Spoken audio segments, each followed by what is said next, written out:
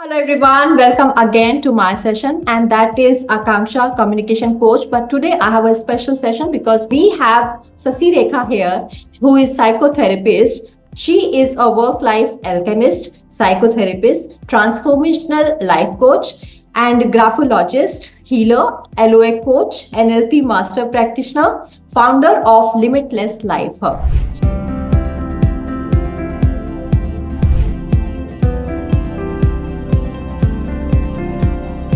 Now, the last question I would have from you is, how do you help? What is your system or what is your model? How do you work with your client?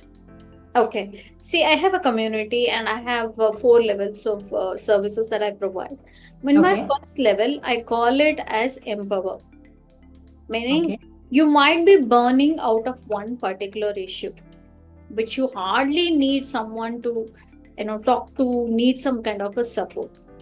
In empower, what will happen is I will just clearly show you, you are here, the problem is here, there is a gap. Okay. Okay. I can only show you there is a gap. Hmm.